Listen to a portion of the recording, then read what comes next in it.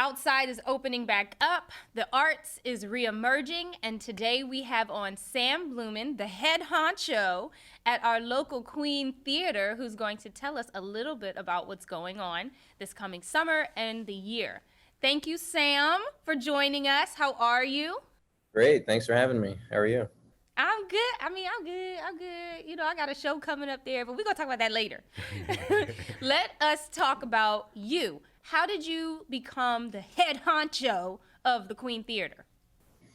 I come from a restaurant management background originally in New York City. I lived in LA for a few years recently, and that's where I actually started working at the Hollywood Palladium as the VIP manager. It's a very large venue in Hollywood. And that's where I got my foot in the door with Live Nation and music venues in general. And then here, as Live Nation kind of handed things off to Buccini Poland Group, my name came up, and I ended up, in Wilmington, Delaware, of all places. So that's kind of how I landed here.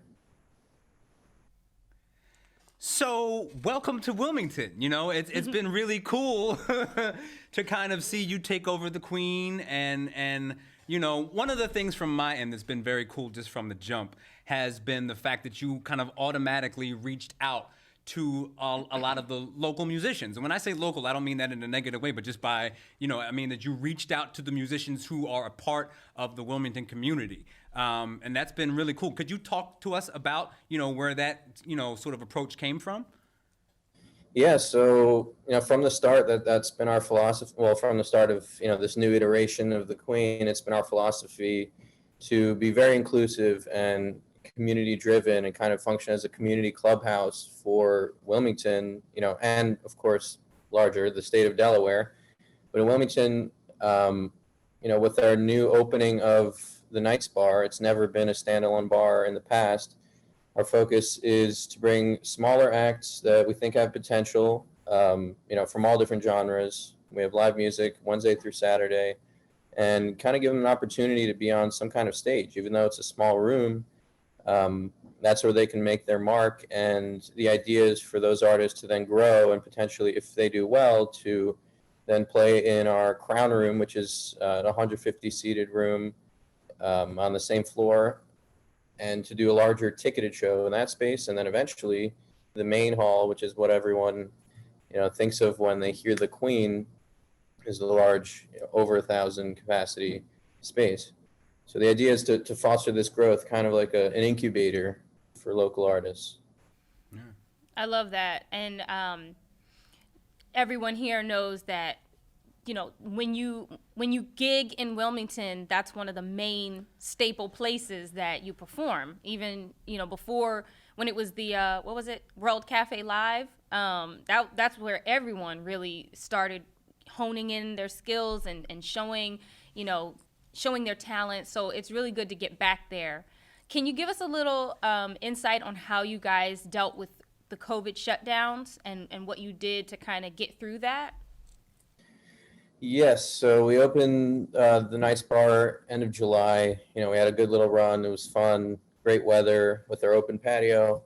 We had really positive reception from our guests and our artists in terms of how we handled the COVID protocols, and especially because we had the patio doors open, so it was always fresh air, no matter what. Even when it got into the colder months, we put up heaters. But then in November, the governor's restrictions really limited us, and we kind of had to close the doors again.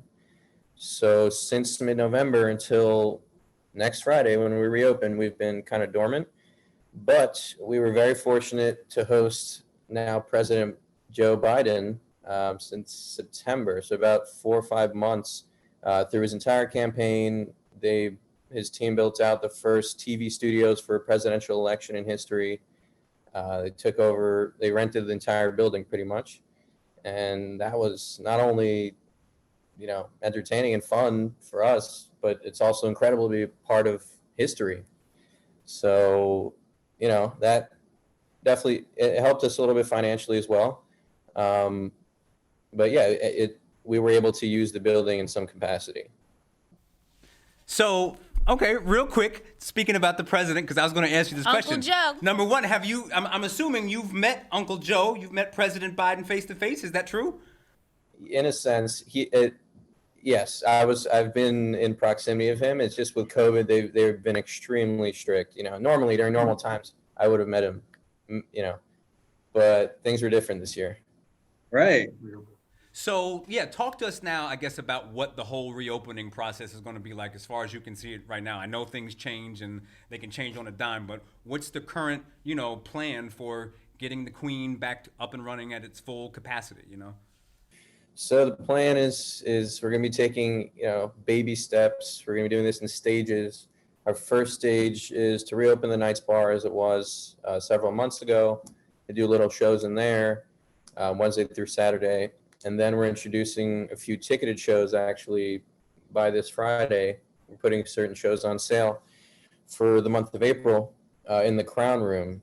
So we are limited there as well at 50% capacity. So that gives us 74 seats.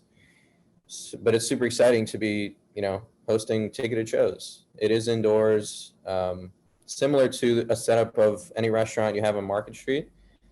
We'll be having full beverage and food service as well. So we're super excited about that. It's our first stage, even in the Crown Room. Eventually, as capacity increases, we will increase the operation. But that's for the next several months, our outlook. We also have a bunch of special events coming up, starting end of April, May. It's looking heavier towards fall and winter as certain guests have been pushing from 2020 into this year. But, those are sprinkled throughout the calendar as well. And then for the main hall, it's probably the biggest question due to the restrictions and the 6-foot distancing and the seated format. It's very difficult for us to host anything, especially large acts, in that room. So other than private events, we're kind of waiting on the climate of the country and the state to dictate how we proceed and when we'll proceed. We talk a lot about the idea of vision on our show. And I'm curious to know what sort of the long-term vision is for the Queen over the next, say, even 2 years. And I know how hard that is to predict right now, but where are you trying to navigate things, if that makes sense? Yeah. As I kind of said earlier, our idea is for this to be kind of a community clubhouse feel, for everybody to be involved, for it to be super inclusive, for all types of people and sorts of events. Not only, you can't just look at it as just a music venue. We have private events of all different sorts. We have rentals. So the idea is to activate all of our rooms. We have a total of about 4 rooms throughout the building, all different shapes and sizes. And the idea is at peak, in a year or two, once things are back to normal, to on a given, Friday, Saturday night, to have Knights Bar having a show, Crown Room and Main Hall at the same time, or a little bit staggered. So that's the idea. And, in the past, booking's been a bit sporadic from what I've heard, and we're just trying to, activate it as often as possible. So that's kind of the biggest change I see. Well, we're thankful for you joining us today and giving us a little bit of insight on what's going on at the Queen and the future of the Queen.